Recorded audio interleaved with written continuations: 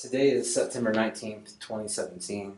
My name is Jason Higgins. I'm a Ph.D. student in American History at UMass Amherst. I'm in Worcester at the Public Library in Massachusetts. With me today is James Kenneth Duff, United States Army veteran and current veteran mentor in the Veterans Treatment Court in Rhode Island. This interview is part of the Incarcerated Veterans Oral History Project. Mr. Duff, thank you for joining me today and for your willingness to share your story and participate in the project. You're entirely welcome. Thank you. So before we get started, could you list the dates of your service? Yes, it was May 1968 to May 1970. Great, thank you for that. And could you just start with when and where you were born? Yes, I was born on March 15th, 1947. And where? Boston, Massachusetts. Boston, Mass. So you're a local? I am. All right. Tell me about your family. What did your parents do? Both my parents were veterans, World War II. Your mother was? My mother was, yes. She was a Navy wave. Wow. Yeah. So did she train at, I think it was Smith College in Western Mass? Do you know that part? No, I don't. No, I don't. All I know, I think she did her service in a hospital in New York. Okay. And is that how your parents met? No, they were both from the Boston area. Okay. I think they met before the war. Wow. And what branch did your father serve in? Well, my father started, he was in two branches. He was in the what they call the Army Air Force. Mm-hmm. And then he was discharged from that and immediately went into the Air Force. Right. So like the Air Corps at that time. Yeah. Yeah. Yeah, something like that. And was he deployed? Do you know anything about that? No, I history? don't think he ever left the States. He did his training, I believe, all over the country, really. And he had orders to go overseas, the Pacific Theater. Mm. They shipped him out to California, ready to go. And that's as far as he got. I don't know if the war was over or they didn't need him or what the story was. He didn't elaborate beyond California. Mm. Okay. And what did he do after the war? Do you know that history? Oh yeah, my father worked for the federal government. He worked for a General Services Administration. He was a buildings manager. Mm. At what point were you? Sorry, you said your birthday before. I should have recalled it. What point were you born? I'm sorry. What year were you born in? 1947. So right after the war. Right after the war. Yeah. Are you? Do you have siblings? I have one deceased brother. Older brother? No, he was younger. He was younger. My condolences to you. What's it like growing up in Boston? Actually, I only spent 2 years in Boston, outside of Boston, Dorchester, but then we moved to Wilmington, Okay. which is north of Boston. Right. And I lived there for another 12 years before my family moved to Rhode Island. Okay. And I've been in Rhode Island ever since. So was Wilmington, is that a smaller town? Oh, yeah, it's a small town. Okay. Small town USA. Yeah. All right. What did kids do for fun in small town USA? All the usual things, Little League, Okay. football. Were you in Boy Scouts or anything? Boy like Scouts, that? yes. Okay. Yeah. And what was school like growing up? I think I was a typical male student. I went, I learned, but I didn't really want to be there. Okay. Yeah. And you did high school in Wilmington as well? No. I transferred to Rhode Island in my ninth grade. Ninth grade. So I went to high school in Rhode Island. What town? Warwick. Warwick. Okay. Where you're currently? No, I live 20 miles south of Warwick. I live in Narragansett now. Okay. I am a professional beach bum now. Really? Yes. How does one become a professional beach bum? Because I want to do that. Oh yes, it was a lifelong goal, and I believe I have achieved it. The only time I leave the beach is when basically it's a necessity. It gets too cold at the beach or whatever.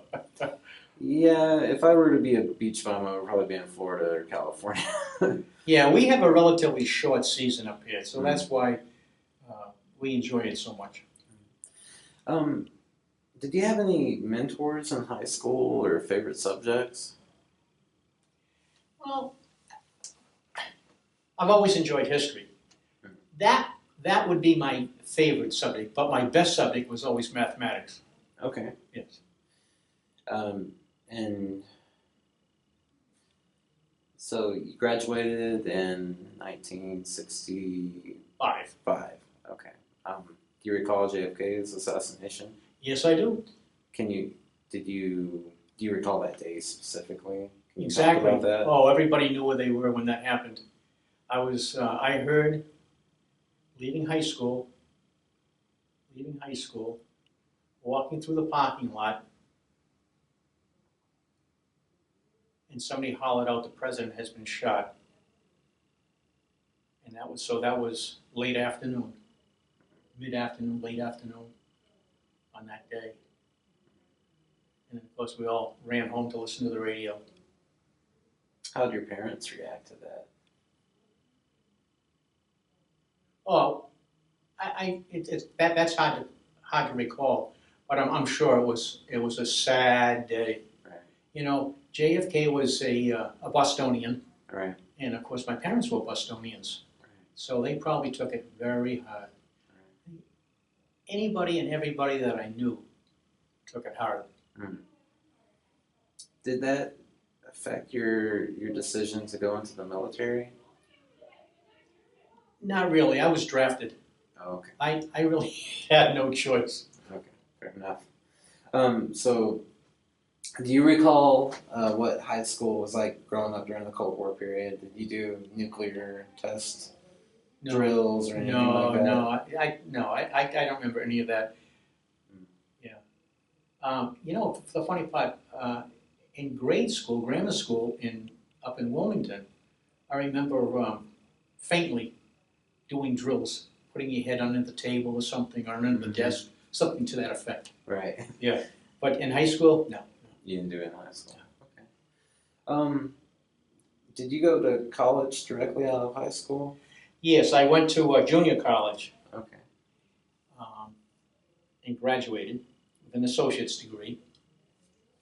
I transferred down to a four-year university, the University of Rhode Island, and I liked it so much that I left before they asked me to leave, and that's when I got drafted.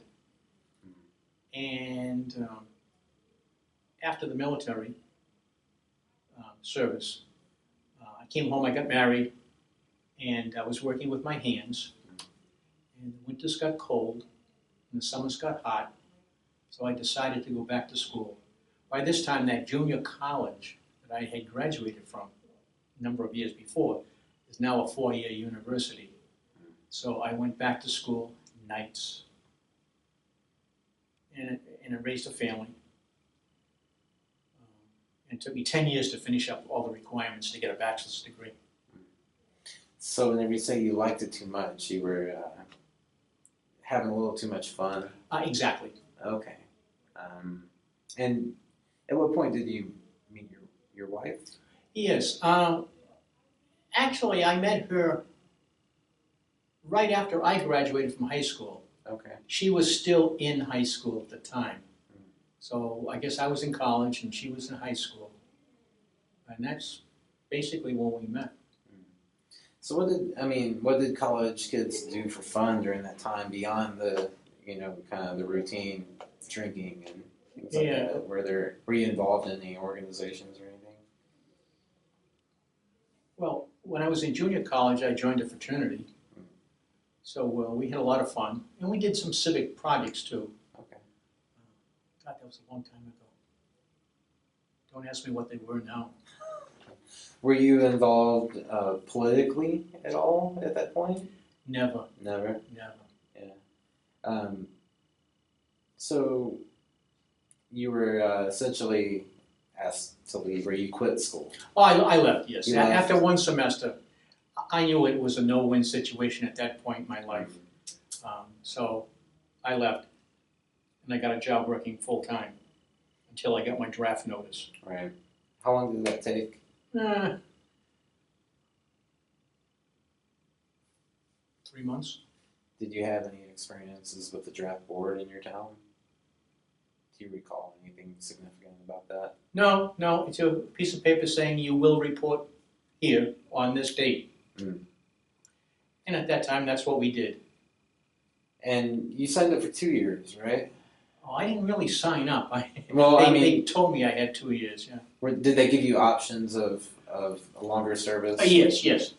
Oh yeah. You could always sign up, and when you did that, you could probably ask for a particular school. Mm. I was of the volition at the time that I just wanted to do my time and get it over with. Mm. And it was a crapshoot. There was no doubt about it. I took my chance, and well, obviously I won, but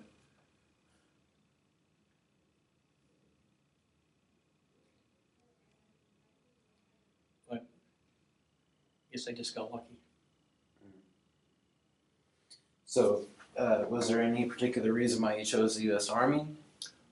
Oh, I didn't choose it. Well, why you didn't choose to go in, say, for example, the Marine Corps? Well, this is funny now.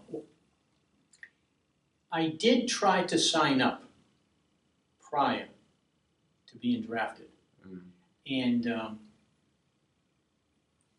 so that I could get a school. And at that time, I could not get a straight answer from the recruiters. They all wanted you to sign up for 3, 4+ years. All right.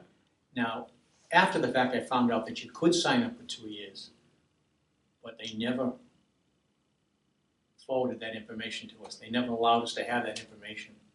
So, like I said, I just wanted to do my time and get out. I'm just not the military type. I did it willingly, to the best of my ability, but it's really not me. Yeah. Was the war in Vietnam at all in your radar at that point in college? Did you realize that not doing well in school would get you drafted? Oh yes, I realize that. But as a young person, you shrug that off. Mm. At the time I didn't, dwell on it. Right. You're young and you're youthful and you think you're invincible. Right. That's pretty common. Yeah, exactly. Yeah, I'm a typical guy, How'd your parents feel about your being drafted? Oh, I think they were quite concerned. Despite their military service? Yes. Well, like I said, my mother did her service in New York, in the hospital. Or maybe it was Maryland. Maybe she was in both places during the war. I remember her mentioning Bethesda. Yeah, there's a hospital down there. That's right. She was in Bethesda also. And my father, he told me about his training, but he never went any further than that. So, but I'm sure he had his experiences. So, where did you do boot camp training? Oh, wonderful. Fort Jackson, South Carolina. Coming from Rhode Island? Yeah. Wow. They were really trying to acclimate you. Oh, didn't they ever? Yeah. Land of sand and pine cones. How do you adjust to that? What time of the year was it? Oh, okay. It was May, June, into July. Middle of dead heat in South Carolina. Oh. Coming from Rhode Island. Oh. I laugh because I'm from the South, as I told you before, so I can understand that transition. Talk about boot camp. What were your impressions, the first day, for example? Oh, it was horrendous.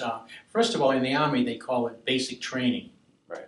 Boot camp is Navy or Marines. Okay, so basic training. Yeah, that's. No one's ever corrected me on that as long as I've done this. Yeah. So the Army is always basic training. They had 8 weeks of, they had 16 weeks of training, eight weeks of basic training, and then 8 weeks of AIT training, right. Basic and advanced. The basic training, that was a shock. That was where they They really mentally tore you down. Physically, they built you up. I mean, if you had excess weight on you, it was gone. And mentally, they tore you down. But at the end of the 8 weeks, hopefully, they built you back up again. So their way of thinking. Yeah. Do you recall any particular way that they tried to tear you down and then build you back up, like the psychological aspects of it? Yeah, I'm sure it's all psychological. I mean, when you get this big, huge drill sergeant standing over you, and you're just this, what was I, a 18, 20-year-old kid at the time, 155 pounds, and I'm looking at this muscle-bound individual, that's intimidating, you know? So when he said something, you jump, Right. you know? He says jump, you just say, how high? You know? Yeah. And he'll basically say, you stay up there, I'll tell you when you come down. Was there any point during that training process that you thought maybe you weren't going to make it through? Oh, yeah. Oh, yeah. I mean, it was, you know, how much of this can you take? Right. Well, obviously, it was just enough. How I did made it. How did you push through? Was there support from other Well, yeah, I recruits? mean, the guy aside of you can do it. And I can do it. So kind of a lead by example. Well, peer pressure, maybe. Peer pressure, yeah. Yeah, yeah. Okay. Yeah, you know. Hey, I'm not going to be the first one to fall and stumble, you know. Did you feel that they were preparing you to go to Vietnam at that point? Oh, yeah. Did they talk about it? No. No one talked about it. No. You got your orders at the very end of your advanced training where you were going. But you knew. I mean, you knew deep down where else are they going to send you, you know? The guys that signed up for 3 or 4 years that went to school, you know, they got the duties in Germany and Japan and Korea and all that stuff. But the draftees didn't stand a chance. Right. We knew we were going. And this is 1968. Yes. This is one of the most tumultuous periods in American history. Martin Luther King's assassinated, Bobby Kennedy's shot. LBJ announces that he's not going to seek re-election. First off, I mean, did those events at all impact your personal life, like your daily life? Well, yeah, you know, when you're in the, you're talking about when I was in the service? Yeah. Yeah, when you're in the service, you know, you try to think of the light at the end of the tunnel. I mean, I've got 2 years to do, you know, and each day is one day less. You know, it's a mental check off. And you want to return to your normal life, whatever it was that you had at that time. And to see these people that you looked up to, you know, the Kennedys or anybody else, being killed. I mean, this it's like a stab in the back to your life. You know, you're taking something away from you. It's never going to be the same. Oh yeah, no doubt about it. It's really interesting that you talk about the 2 years, like you're kind of counting the days down. Oh, yeah. Like kind of like a prison sentence, it seems. Yeah, very similar. Yeah. So I kind of wanted to come back to this. You said that you didn't really have any developed politics at the time, but you weren't necessarily cut out for the military, as you kind of described it. Oh, exactly, yeah. Had you known about kind of the anti-war movement at that time? Did you have similar feelings? Well, I heard about the anti-war movement, but you know,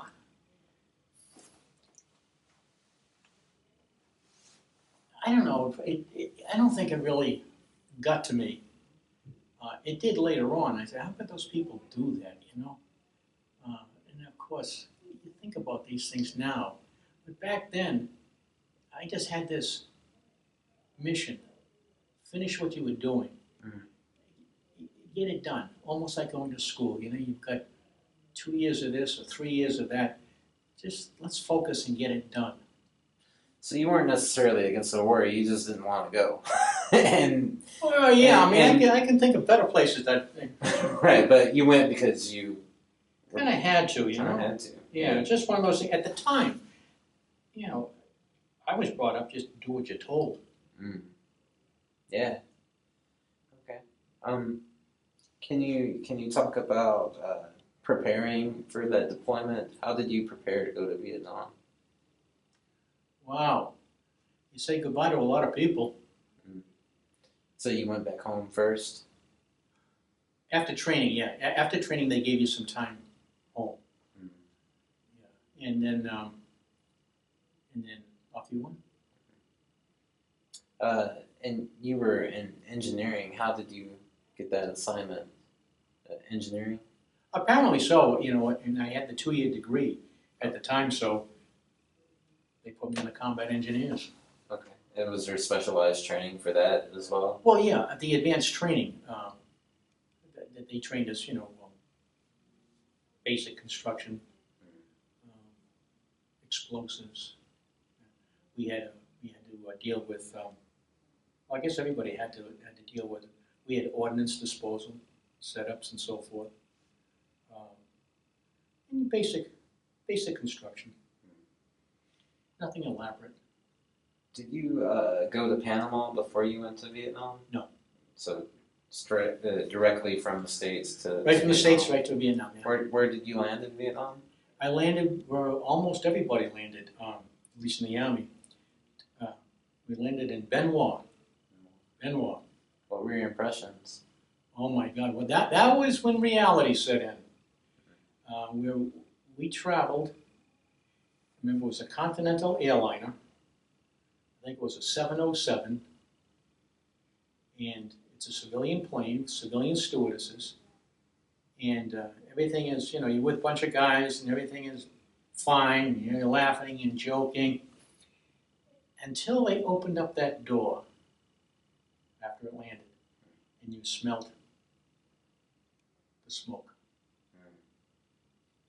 That's when reality set in. You're not in Kansas anymore. Right. I can't imagine. So how long did it take before you acclimated to the weather and went out to your actual position, your assignment post? Yeah, well, we got acclimated to the weather right away. I mean, it was warm. We went from a warm climate to, it was from Jackson to Fort Leonard Wood, Missouri, which was hot. When we landed in Vietnam, it was hot, so the weather was fine. They put us in. They took us by bus from Benoit immediately up to Long Binh. Long Binh was like a settlement where everybody went until you got your orders of where exactly you were going. So we were there for 2 weeks in Long Binh, getting acclimated, if you will, doing what you're told. And then I got orders to go with the 199th Light Infantry Brigade, which was, 20, 30 miles up the road.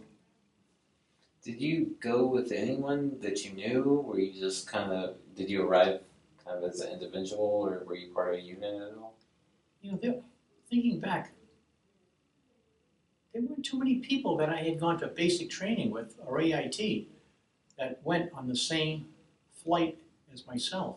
Mm-hmm. I later on met a few guys that I had done some training with. Mm. But basically, I was on my own. I was just one of many. How'd you get to your location? The ultimate location? Yeah. The infamous deuce-and-a-half cargo truck. Mm. Was it a dangerous trip? No. Benoit at the time was secured, the airfield, because they had taken a big hit at Tet. Tet of '68. That was a big nightmare, big offensive by the enemy, and but I didn't get there till October of that year. So Benoit was secured. Long Binh, it was a massive. Long Binh was a massive military base. That was secure. Up the road where we went, it was secure, but we were at the outer fringes of our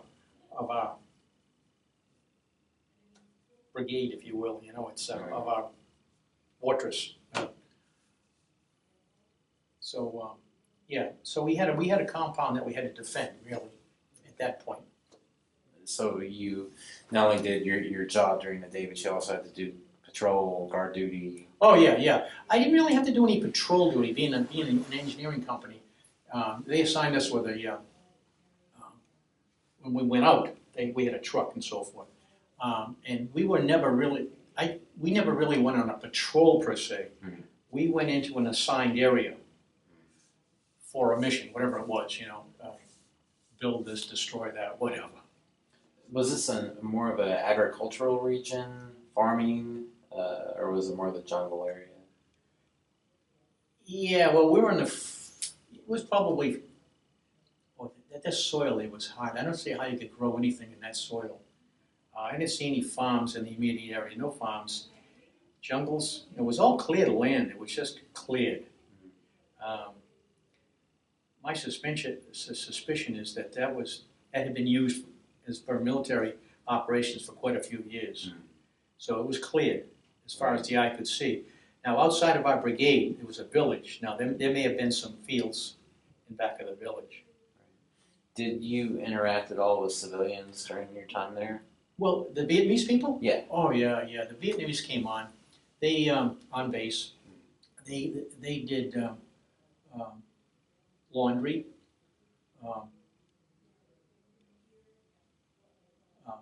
cleanup, if you will. Like hooch maids and things like a hooch maid?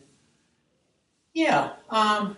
Well, we had barracks, and they would come in. Yeah, they would like sweep the barracks and stuff. Yeah, sweep the barrack floors, and some of the older men. See, the Vietnamese males were all conscripted into the army, so there were really no young males around. Once they reached 14, they were boys. But we didn't really have any boys on base. We had some older Vietnamese men that would work and do what, What were your impressions of the people? I like the people very much.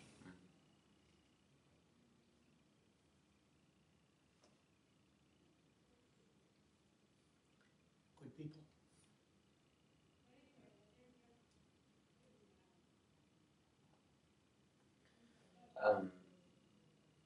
Take us through a typical day in your job. Could you do that? Like, what's an average day like? It really wasn't an average day. Every day was different.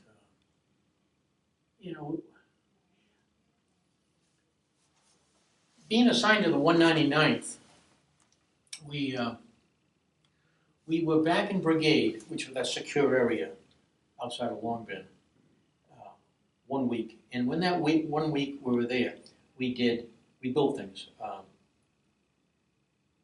don't know, fix this, fix that, pour concrete, whatever.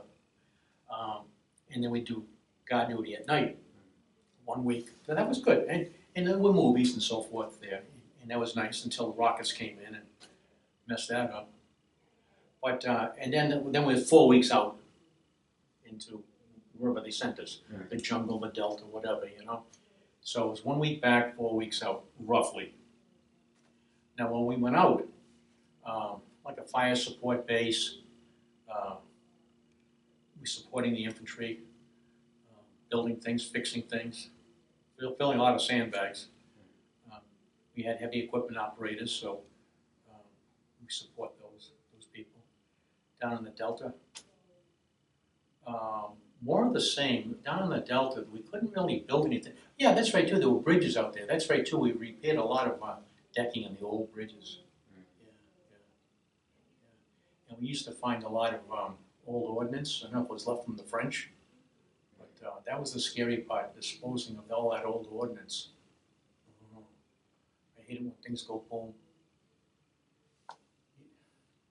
I mean, our ordnance we can control, but all that old stuff, you just never know when that stuff is going to go off. So it was your duty to Yeah, we had to do that from time to time. Yeah, whenever we came across the stuff, yeah, they called us to get rid of it. Were there fears of while you were out? Were there fears of booby traps and things like that? Oh yeah, that was always a consideration. Always. Snipers. Yeah, you just never know. It just.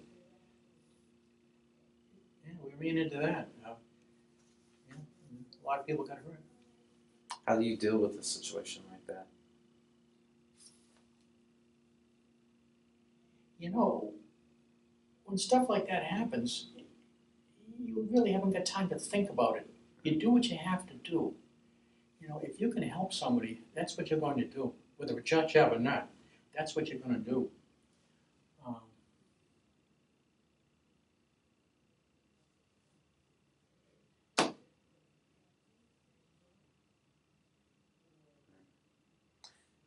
You were there for 15 months. Is that unique to a combat engineer? I thought you were going to ask that question. I kind of have a unique story. Normally it's a one-year tour. Okay. So my tour would be up October 1, something like that. So somewhere around August, they gave me my orders for stateside, okay, which was coming up. Usually they give you a drop anywhere from 5 days to 20 days. So I was going home sometime in September. And you go home for a few days, and then you go back to wherever. And they told me I was going to go to Fort Benning, Georgia. Okay, and I told them, no, I'm not. Now Fort Benning, Georgia is just another Fort Jackson. Mm-hmm. You know, I've already told you that I have this love for the Army, right? Mm-hmm. I didn't want to do this again, at least in Vietnam. You know, I had a rifle and all the ammunition I could carry. I'm protecting myself and the guy behind me and the guy beside me. I felt like I had control of my life, if you will. The adrenaline was running. But they're going to send me home now to Fort Benning. And of course, maybe now this is where you're running into the anti-war crowd. I just wasn't going to do that, you know? Not after spending a year doing what I had to do. So I told them, I'm not going. And they said, yes, you are. I said, no, I'm not. Yes, you are. That was a stalemate, you know? Well, finally somebody came out and said, well, we got this program that if you leave country, meaning Vietnam, with less than 5 months to go, you can go home. So I said, how long would that take me to stay here? So basically it was signing up for another 3.5 months. So that's what I signed up. I voluntarily signed up for that. Because at the time, I was in a fairly secure area. I figured, oh, I can do another 3.5 months. And the Army has a way of screwing that all up. But anyway, I did that. I voluntarily signed up for 3.5 more months. So they had 15 months in it, and they sent me home with 5 months left to go. I was free. So technically, I came home in December, middle of December of '69, but I was still on the books until May of '70. Okay, interesting. Now that's what happened. A couple of things are really interesting about that. And one is that you seem to talk about you had more independence while you were in the war, right? Well, I felt like a human being. I mean, you were treated like a real person. Maybe because everybody depended upon one another. So there was more mutual respect. Oh, yes. Yeah. Yes. And on the other side of that, you didn't want to be treated less than human in the military, like with the authority. Right. You know, the military portion of Vietnam was far more relaxed. You still had to conform to military standards and so forth and so on. Because we had a name for it, I've forgotten about it. You know, the BS. Right. The BS.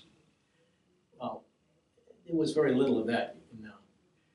Going stateside, you were going to catch it all. Mm-hmm. You know, they were going to make you get out of bed at 0:30 every day with spit shine shoes, with boots, right? Pressed uniform, all that stuff. Oh man, after living in a jungle for a year, I mean, I like clean clothes and so forth, but right. That was the extreme, the BS. Now, it's not, it wasn't me. Did you ever get in any trouble in the military at all? No, I did what I was told. Right. I did what I was told. Sometimes I didn't like it, but you just did it. Mm. Right.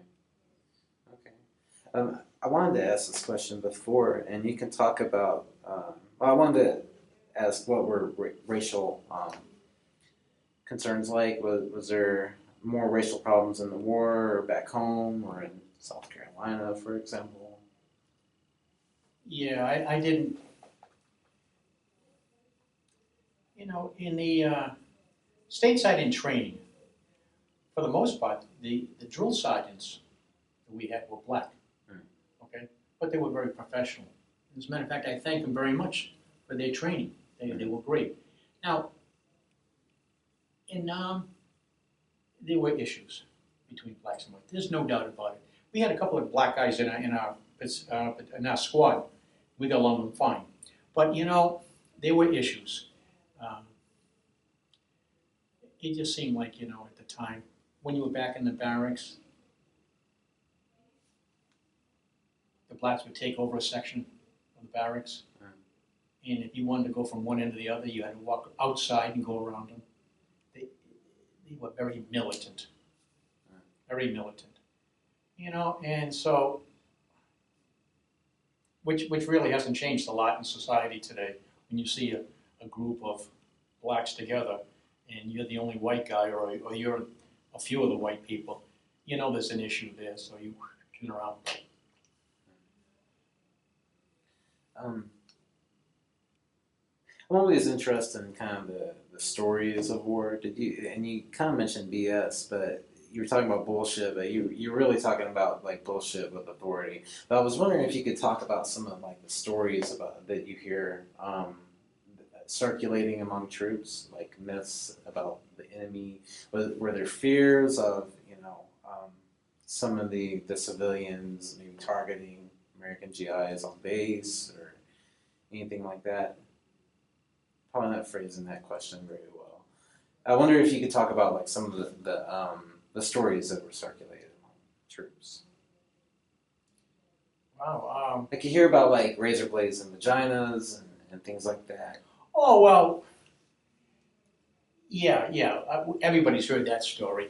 I never ran across that, and I don't know of anybody that did. Right, so just stories, and most people kind of took them as that. It's just that. I mean, it's obviously nonsense that someone can do that, but when guys visited prostitutes and so forth, these girls. It's a poverty-stricken country. These girls were only interested in making a living. Right. They weren't going to, for the most part, maybe I'm being naive, but for the most part, they're not going to do anything to jeopardize the almighty dollar. But there were some areas that were definitely off limits. Known hostilities, where girls' accomplices would rob you. They would rob you. Yeah. You think you're just visiting this lady of the evening or the afternoon, whatever it is, and they had accomplices in the shadows that would rob you. Yeah. So there were some areas that were off limits. Did children interact with the troops at all? Anytime that I had limited contact with the children and so forth, but they always seemed friendly. Well, they were like almost begging, hi, can you give us something, that type thing. And we would if we had something. Yeah, I mean, I've heard similar stories about Coke, selling Cokes. Yeah, they would sell Cokes. They would sell beer. Stuff like that, yeah. Okay. What did you miss most about civilian life while you were in Vietnam? What did you miss most? What did I miss? Well, at the time, I was engaged. My wife and I were informally engaged. We were talking marriage before, and I said it wouldn't be fair to her if something happened to me. So we didn't get married before. But we became formally engaged when I was in the military. And when I got home, we got married like 4 months later. And so we wrote letters back and forth, the old-fashioned way, snail mail, letters back and forth. So that, I kind of missed that, I missed her, I missed her. Yeah. Yeah. Did you ever send any tapes or anything like that, like recordings? Or No, a no, because phone we call? didn't have any equipment. At the time, we didn't have cell phones or equipment.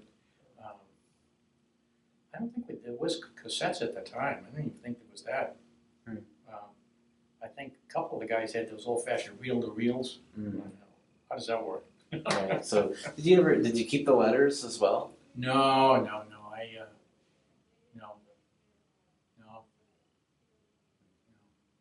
don't know, was that Boy Scout training? I don't know, leave no trail.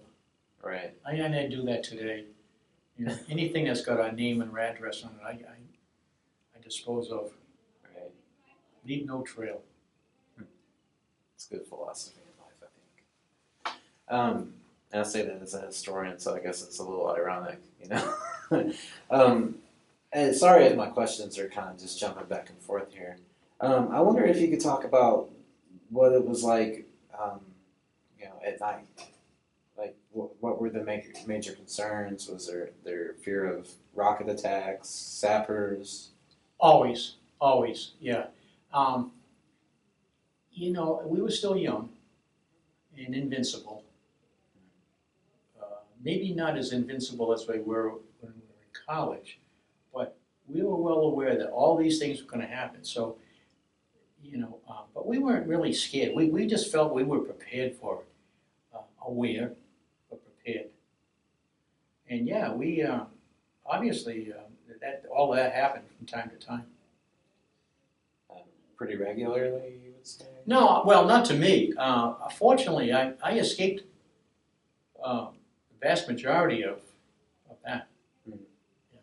I wonder how the soldiers cope. Well, how did you cope with the danger of being in war all the time? How did you deal with it? Just as well as the next guy. You just, you got up, put one foot in front of the other one, did what you were told, and tried to stay aware of your surroundings at all times and get through the day. Did you ever have R&R? Oh, yeah. Where'd you go? Fortunately, I got Hawaii. Hawaii? Yeah. Wow. Yeah. That really is fortunate. Yeah. Yeah. Well, that's where I became engaged. So you met your wife? Yeah. Yeah. I had bought a diamond ring for her in Nam, and I gave it to her in Hawaii. How did you procure a diamond ring in Vietnam?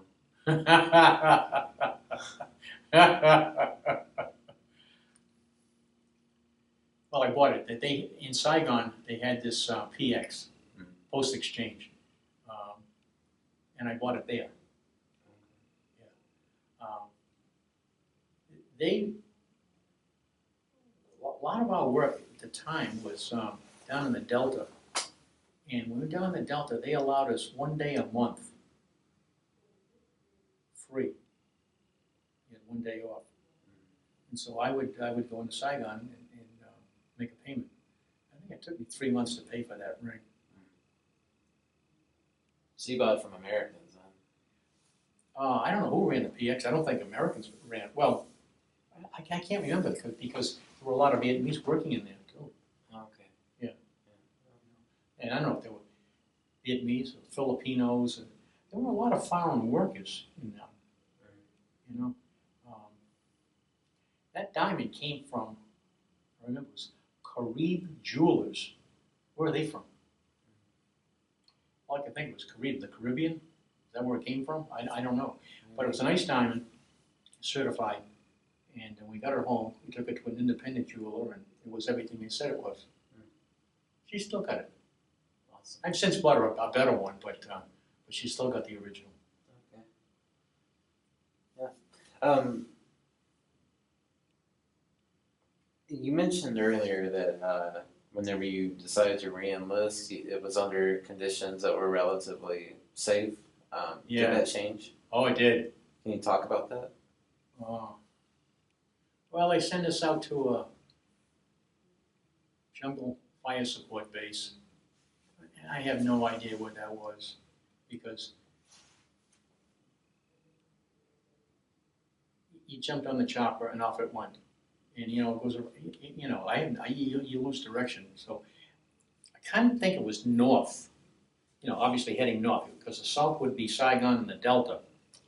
So someplace north, but it could have been east or west, but it was someplace north. It was way the hell out because it was a good chopper ride, and that's where they sent me. Now, there was nothing out there, even in the middle of a jungle, and that was really the direct support of the infantry. The infantry was constantly on the move. Big guns firing 24/7, and it was a secure place, but we made it secure because we had the ordnance to make it secure. But it's not the place you want to be. Would you ever describe any part of your service as being in direct combat in a firefight or anything? Were you in firefights? No. No. Okay. Fortunately. Okay.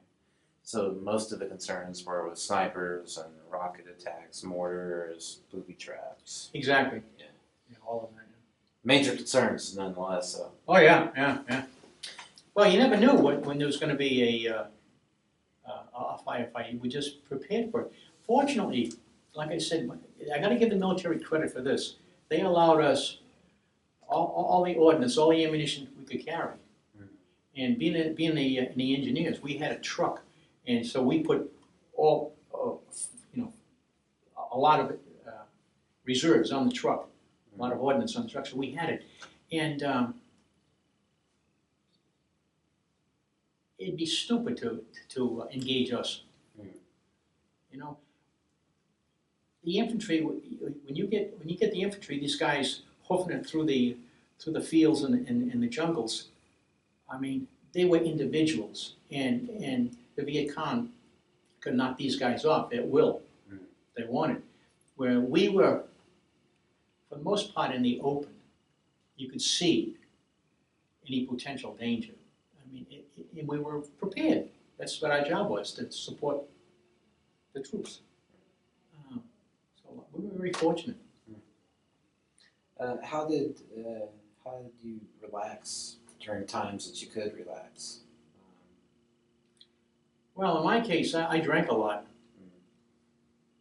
Fortunately for me, I never had to get into drugs, where a lot of the infantry had to, because they didn't have access to the alcohol that we did. So a lot of them got into, marijuana or something worse, whatever. I had full access to alcohol, and we drank. Oh, did we drink? You mentioned earlier that you don't drink anymore? I don't drink anymore, no. Is there a particular reason for that? Well, I had enough for one lifetime. Fair enough. I guess what I'm getting at is, did your drinking in the military become a problem after your service? Yes. Is there anything from that time in your life that you wanted to talk about from the war that I didn't have a chance to ask? Is there anything that you wanted to talk about before we start talking about coming home?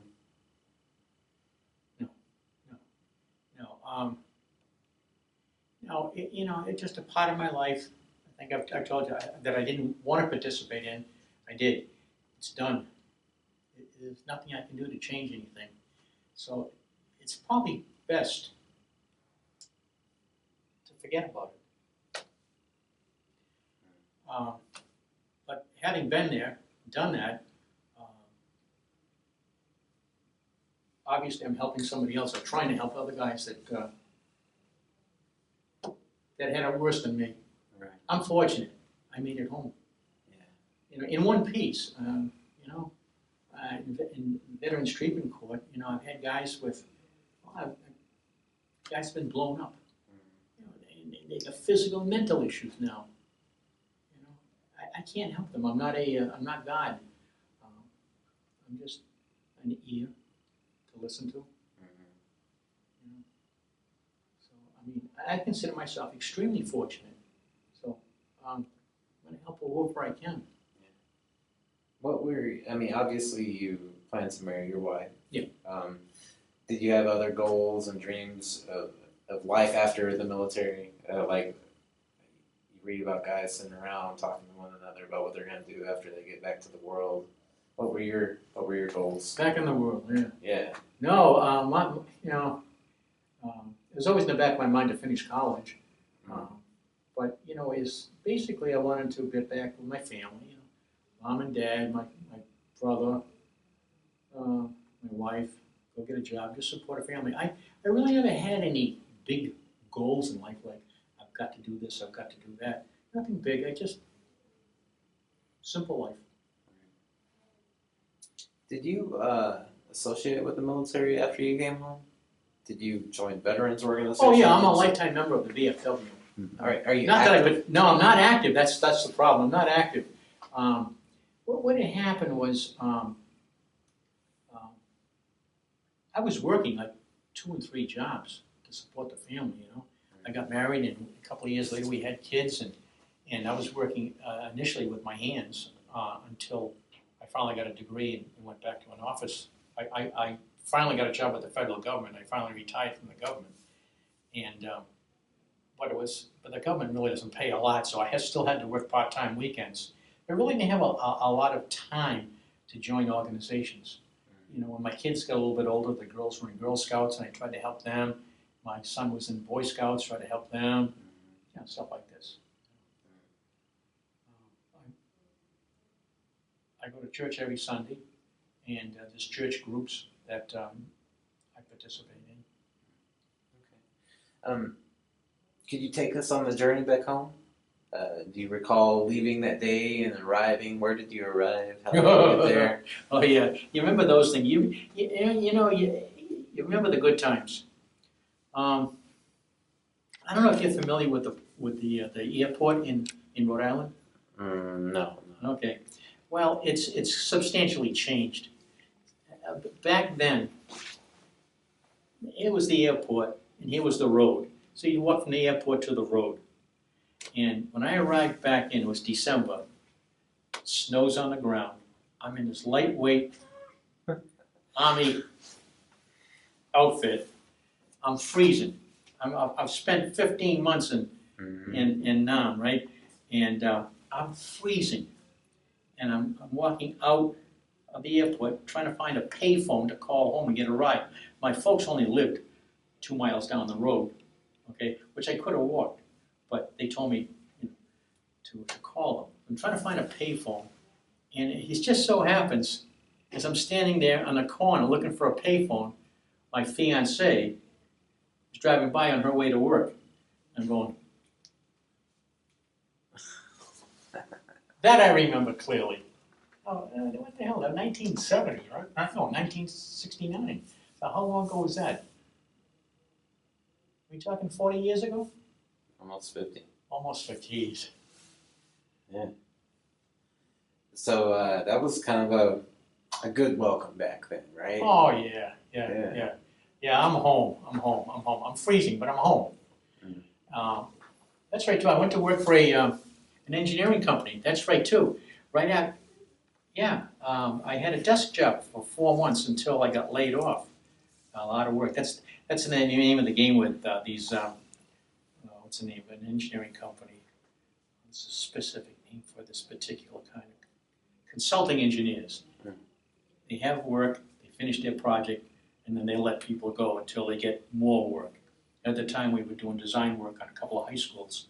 But anyway, I would ride into work. My father at the time was working in Providence. I was working in Providence, so I would ride to work with him. And at the time, every morning he had to go get some gas. And he would keep the window down. I said, Dad, close the window, freezing. It took me a long time to get used to that cold again. I bet. So did you have any problems readjusting to civilian life after being in a war? No. I mean, probably had issues with road rage for a while. That's probably the worst of it. Do you relate that to your war experience? No, I think that's just normal guy stuff. Get tired of people cutting you off? Yeah. Now, I'm 70 years old now. It just, and it's just coming up here today. It's almost a 3-4 car pileup because of some idiot. But, unfortunate. I just have to force myself. Let it go. Right. Did you have any problems sleeping or anything? Coming home? Yeah.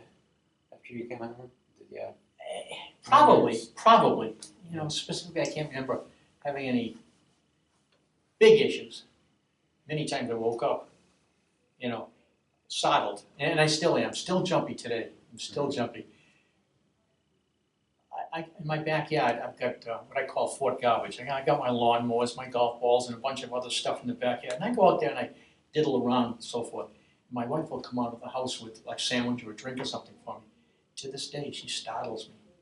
And it's not just her; it's anybody that comes up on me. I still jump. I still jump. And I don't want to press you on this if it's a personal question, but did the drinking become a problem for your family? Yes. And do you have kids? Yes. Do you mind if I ask when you stopped drinking? 1982. So, kind of a decade then from drinking.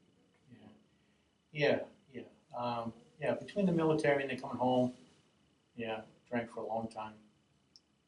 Continued to drink for a long time. And it was an issue. And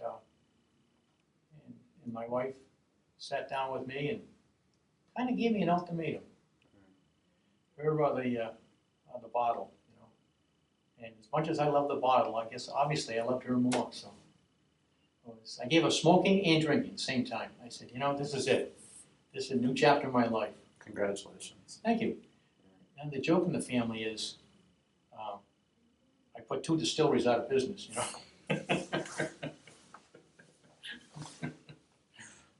You want to elaborate on the joke a little more? No. I mean, obviously, and the family knew I was the big drinker in the family. Wow. So that was 1982, and that's kind of the point in the country in which there was a lot of work trying to heal the country, so to speak, from the war during that time. Yeah. The wall went up. Did you participate in any of those memorializations or anything like that?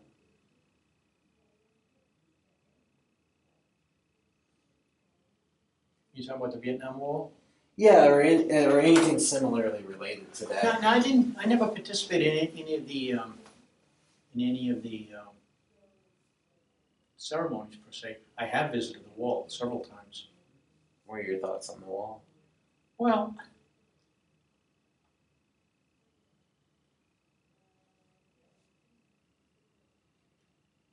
it's a friggin' sad place. It is. But you keep going back to it? You have to. You have friends on the wall? Do you mind saying their names? No.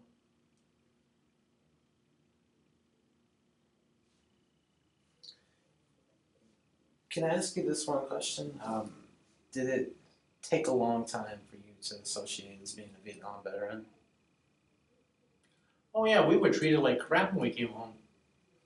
We were treated like crap. It's almost like you had to hide.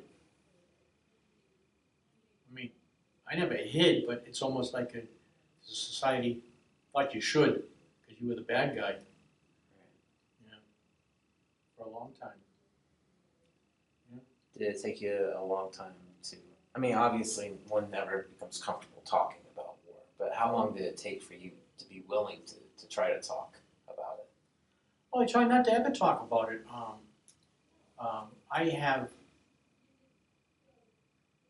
I have from time to time with another veteran. We've been there. We'll talk among ourselves. I mean, I do that. One of my routines, I go over this golf course in the morning and have coffee with some guys, and we're veterans. I have friends, and we'll talk among ourselves. That's okay. Yeah. So people who weren't there, they just can't understand it. Well, maybe they can. I just, it's not them. You talk with a guy that's been there. We're together on the issue. It's comradeship, if you will. I don't know. It's different. Is this the first time you talked to a civilian about your experiences? Yeah, probably. Probably. There's just no need to talk about it, to anybody else. No need. You don't want to. Why?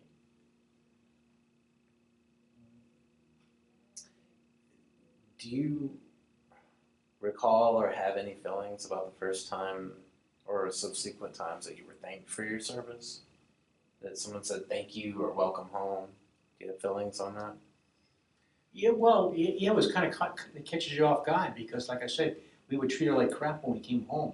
Mm. And then all these years later, when somebody says thank you for your service, it's like a turnaround. We're picking back up, Jim. You were talking about the Vietnamese people and kind of your feelings about them. I wonder if you could elaborate on that a little bit.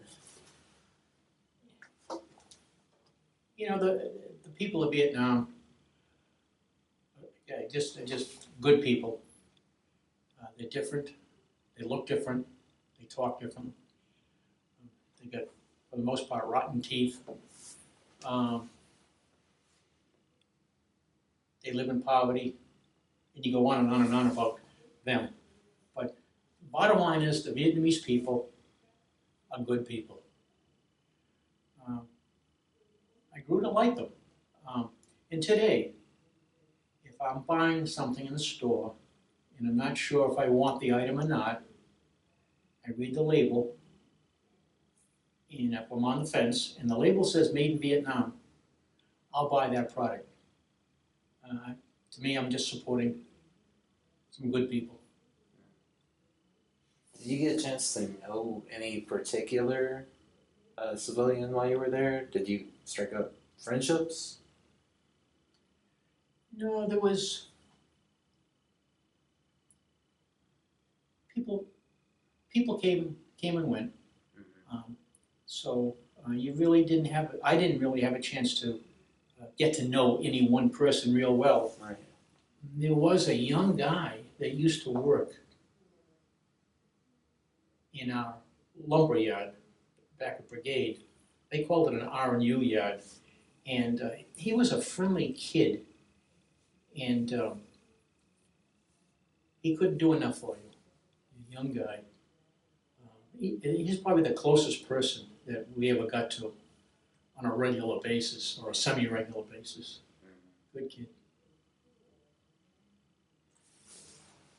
Do you recall images from when Saigon fell in '75? Only what I saw on TV about, the helicopters landing on the roof of the diplomatic mission. Yeah, that was really sad to have so many U.S. citizens killed and maimed. Mm-hmm. For what? That was really sad. That was really sad to see Saigon fall. As a matter of fact, I refuse to call Saigon anything but Saigon, even though the communists have renamed it. It'll always be Saigon. Thank you for going back to that part again. So I did kind of want to talk about your life in between military service and your current volunteering at the Veteran Treatment Court. But before I get there, I wanted to ask, did your experiences in war ever affect your ideological views?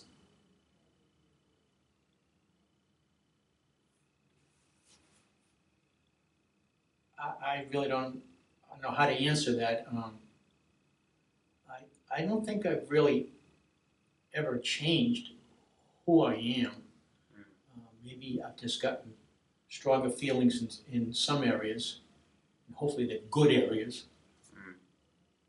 Okay.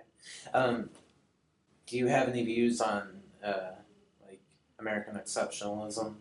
Like this idea that the United States is the greatest country in the world and always on the side of good and a peacekeeping police of the world type of view?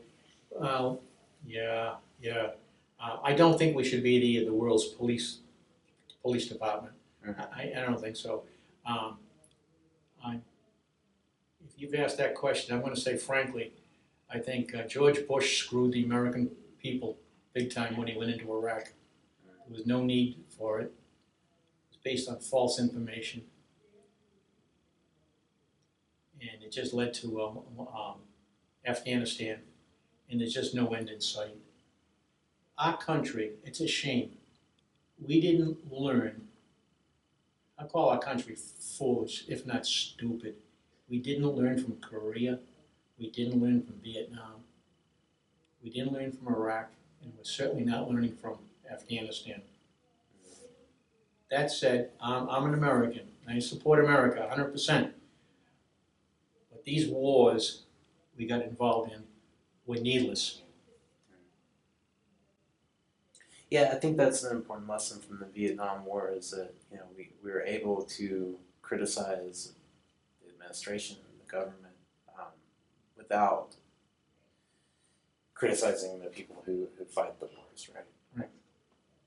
I wonder if you could talk about your decision to start volunteering, helping other veterans. Did that start with the court, or was there a longer history of that? No, that's relatively new for me. The last couple of years, I was invited to be a mentor, very gradually. Come into court someday, see what's going on, and that kind of sold it for me. Once you see what's going on, you see these guys in court doing things that they probably shouldn't have done, but they're no different than you and me. I tell my mentees, I said, I feel sorry for you guys. You guys can't get away with half the crap that we used to get away with. So kind of like almost, not in every case, but some cases, been there and done that. So let's pay the bill here, get through this system, and get back with your own life. In your experience, do you think that there is a connection between trauma and problems in the criminal justice system? Is there a connection between trauma and imprisonment? Do you think? Geez, I'm no expert in it, but yeah, there's got to be a connection there somewhere, Some of these guys have really gone through hell. And it's something that has changed their lives completely. So it's understandable that they come back and have issues. I don't condone it at all, of course, but I can understand. And I'm not a judge and jury. I'm just trying to help these guys get through what they have to get through. Yeah. Do you think that your experiences as a veteran yourself help? Of course.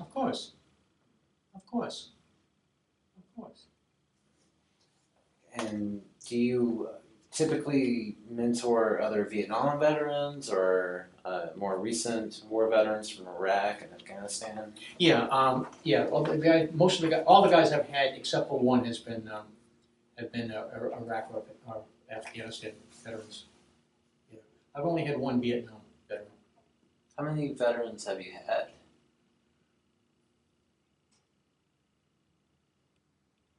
7, 8. Okay. And you said you were asked. Were you asked by Colonel Babcock? Yes. Okay. And you knew each other before? Yeah. Bill and I have known each other for years. I had his kids in Boy Scouts.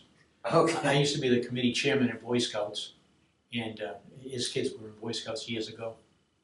Interesting that we keep coming back to the Boy Scouts thing. I'm glad I asked that question at the beginning. Do you think that kind of growing up with the Boy Scouts mentality maybe helped facilitate your military experience at all? I mean, playing in the dirt, mud, probably. Getting used to that life. Yeah, well, I mean, and they send you to Fort Jackson, and like I said, the land of pine cones and sand. It wasn't anything new.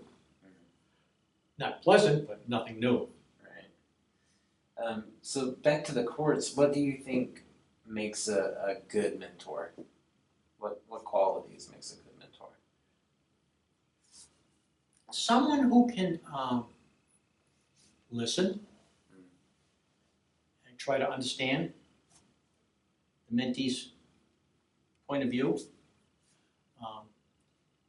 and a person who can just offer encouragement. The courts assign each person a program, classes to attend, community service, whatever the judge feels is necessary. And if a mentor can encourage that person to stay with that program, just do it. Finish it. Whether you need a ride or a help, whatever. If you can just offer that person what that person needs to get through the program, that'd be a good mentor. On the other hand, what makes a good, successful graduate of the court system or a mentee? Well, a good one is a guy that doesn't come back. Right. Don't do it again. Are there qualities that you find common among people who do well in the program? Like, do you think that there's a path to success? Well, yeah, the thing is, I've heard from different people or different police departments that word on the street from some police departments that this treatment court is a free ride out of jail, a get out of jail free card. And it's not the case. It's not the case at all. I've even had one guy saying, I should have paid the fine and got it over with, blah, blah, blah. Because this program is 9 months to a year, okay? These guys have to go to classes, sometimes once a week, do drug testing, go to various classes, and they have to not only go to these classes, they have to participate in the class, and there's a report made after every class that goes to the judge reads it, and almost to a letter, and they do this, they do this voluntarily. It's not mandated, but they do it voluntarily, and almost to a man or a woman, whoever the case may be, at the end of their 9 months to a year, depending upon what the judge calls for, they thank the courts, the mentors, and everybody else in between, because they're a changed person. So I think the success rate is going to be very high. They don't want to have to do this again. Fair enough. Yeah, I get the impression it's a really intensive program and time-consuming. It's very time-consuming. I mean, some of these guys, these guys have jobs to go to. They have a life to live, but once a week or something, they got to stop everything and do what they're told. It seems to me that there's a major stigma around criminals in our country. What do you think that the public needs to understand about maybe the reasons why people fall into a life of crime? Do you have any thoughts on that? No, not on the crime part. The veterans that are in treatment court, they're all charged with misdemeanors. A couple of them are felonies, okay? But that's on a case-by-case basis. For the most part, they're misdemeanors, DUIs, domestic assault, stuff like this. It's a crime, there's no doubt about it, but I think there's far more serious crime in society that I know nothing about or could not possibly deal with. So I'm dealing with people who have committed a lesser crime. That's to me more understandable. Do you think that people who are violent felons should be allowed in the court system? Oh, no. Violent felons, no. If you've committed a felony, and there's been violence involved, Yeah, you need far more treatment than this court can probably provide. Right. On the other hand of that, do you think that people who are dealing with like PTSD, for example, that prison can actually help someone though? That I don't know. My guess is prison really doesn't help anybody. Right. All you're doing, I think, with prison is you're protecting the public temporarily. Right. Fair enough. With that said, is there anything that you think could be improved about the Veterans Treatment Court in Rhode Island that you've noticed? No, just keep the judge healthy. She's had a couple of health issues that have canceled or delayed some of the courts. But if you've got to go to court, the judge we have is phenomenal. This is the judge you want. She's totally empathetic, super fair. I've only heard her come down on one guy once, and he deserved it. The rest of it, the guys and the girls in the court, it's yes ma'am, no ma'am. She's great. Keep her healthy. And I think it's a wonderful program that we have. I've met the judge. She seems wonderful. She Yeah. seems really fantastic. Oh, yeah. Yeah. Far more empathetic than any judge I've ever come into contact with. Oh, yeah. I'm not familiar with Massachusetts, but in Rhode Island, we've got some issues with some of the judges, particularly one that's going on right now. And you never want to face that one. But the one we've got, good. Yeah. Do you think that there are things that Veterans Treatment Court, that other court systems could learn from Veterans Treatment Court? Do you think that there are lessons to be learned throughout the criminal justice system? Oh, I think so. I think so. From a guy's standpoint, going back to school, I have appreciation for school, but really didn't want to be there. But a lot of these veterans here, or anybody, when you make a person go to school, that means that, especially when they have to go to that school, and they have to learn, they have to participate. I mean, this is great, for some reason. I don't want to go back there. Mm-hmm. So yeah, it really has value, true meaning. Mm-hmm. Yeah, thanks. There's another question I had. Go ahead. It's at my tongue. Struggling for it. What are some of the challenges that the court system's had to overcome in the past? Or you, as a mentor, what are some of the challenges? Well, I don't know about the courts. Some of the challenges that the mentees have had. Mm. I mean, loss of license. How do I get to court? I had one guy who lives in Providence and had to take 3 different buses to get to his appointment in court. He had to go from the city to the mall, from the mall to someplace else, and someplace else, finally to the court. And then he had to reverse that to get home. That's a challenge. Right. He's got to do it. Right. It's a couple of times I felt real bad for him. I just drove him home. The next question is kind of 2 parts. How does the community deal with loss or failure? And then the other part is, how do you mark success? Like the community around the court. How do you deal with any loss? I'm not sure what you mean. Or setback. Like, how does the community come together in times that are difficult?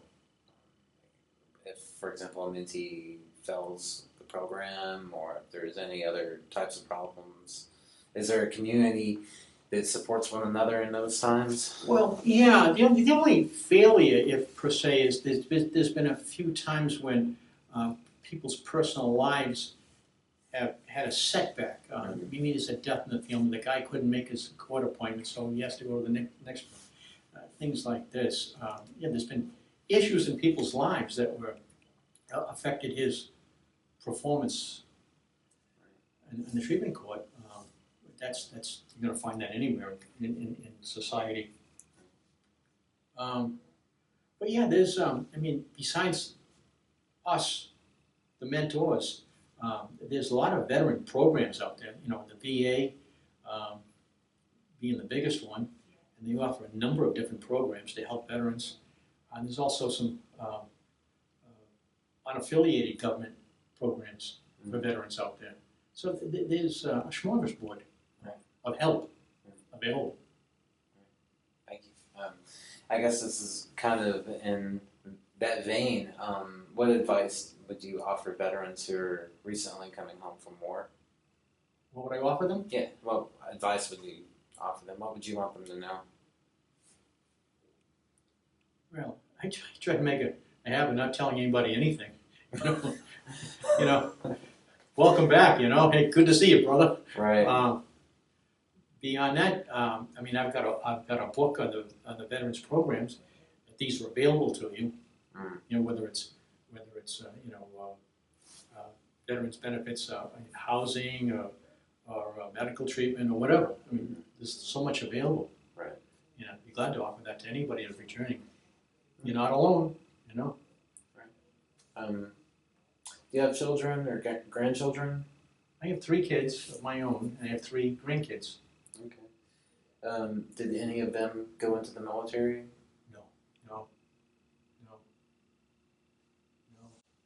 No. Well, I have 2 daughters, and they had no interest in the military. My son, thankfully, had no interest in going. And I would have, when my son was growing up, our country's, I don't know when it happened. I just wouldn't advise my son going in because of my views on being the world's police. I don't think it's right for our government to send our kids in harm's way unnecessarily. And that's what I consider what's going on. It's unnecessary wars. If the enemy was marching down the street, I'd be the first one in line to battle them. But they're not. So why are we doing what we're doing? I would never encourage my kids to join. Not under our political climate. I typically ask this question to veterans of the war in Iraq and Afghanistan, but do you recall 9/11? Oh, vividly. Where were you? And Well, I was working for the Navy at the time. oh, okay. I was paper pusher. So I was playing with my computer, and somebody came blasting in from the commanding officer's office. They had a TV going. And we all rushed down to watch this little TV on the wall. Did you see the second one hit live then? Or Yeah. And as luck would have it, my wife and I had tickets to Lion King on 42nd Street 2 weeks after. So we visited Ground Zero 2 weeks after it happened. 2 weeks after? Yeah. Wow. What were your impressions of it? Oh my God, I've never seen so much devastation. Now, the whole area was blocked off. It had fences around it.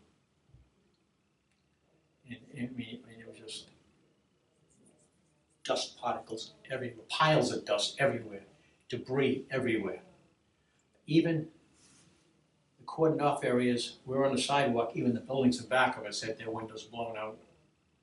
And all the merchandise was just covered with dust. It was sickening. Was there any doubt in your mind that American history was on a new course, or that life had changed radically? Oh, big time, that day? Yeah. And this is, I've always badmouthed the government. We're a day late and a dollar short. There were signs beforehand that this was going to happen. They already tried to take out the World Trade Center years before with some rented bus and some explosives. Do you remember that? In the 90s, right? Yeah, something like that, yeah. Wait a minute, what was 9/11? Yeah, 2001. Right? Yeah, because the 90s, yeah. So they tried to take it out. That was just one example. There was, going back to the 80s when they blew up the Marine barracks in Lebanon. There were signs before. We should have been more on guard then. I mean, that was our wake-up call. there's a segment of the world that hates us.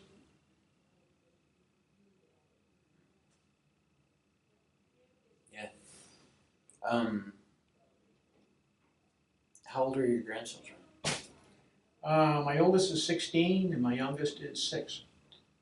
What advice would you offer them based on your own experiences, either within the military or beyond? Or I'm starting to conclude the interview, and so you can kind of reflect on life. If they watch this interview, what would you want them to take away from your life experience?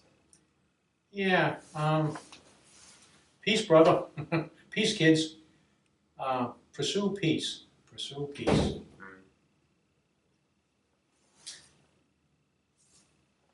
Is there anything throughout this interview that you wanted to talk about that I didn't ask about or didn't come up? There's a lot of issues, but I can't think of anything that's worthwhile at this point. Obviously, you must have gotten by this point my feelings on the military. It's necessary. I believe in a strong military, but use it only when you absolutely need it. Yeah, I think that's a good lesson. I typically ask this of veterans because this question elicits very different responses from everyone I've talked to. It's two parts. What are the best and the worst aspects of humanity that you've personally experienced? The best and the worst. The worst of humanity. Well, boy, the worst of humanity is when you hurt somebody. When you hurt somebody. And war is nothing but pain and suffering. The best, as far as the military, is military speaking? Yeah, it was probably when you use the military for sort of rescue or helping in disaster. I'm sure the military is more than willing to help in disaster scenarios. That's probably the best when you're helping. It doesn't necessarily have to be limited to the military either. I mean, just common good. Yeah, I mean, the best of humanity is running down to Houston, helping out the flood victims, or running down to Florida, helping those people. You know, and we had a couple of other disasters, the wildfires in out west. Help these people. You know, Right. They're homeless. They've got nothing. You know. Dig in your pocket. You know, if you can't be there physically to help them, throw some money in an envelope and give it to your favorite charity that you think is going to maximize your book. Yeah.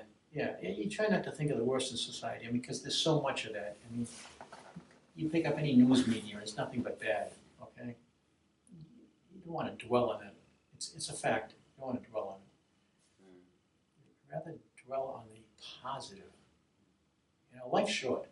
I'm 70 years old, right? It just seemed like the other day I was 18 years old, I was footloose, fancy-free, you know, doing anything I wanted, anywhere I wanted, anytime I wanted. Now, fast forward 70 years, I'm gimping around on a cane. Life is short. Enjoy.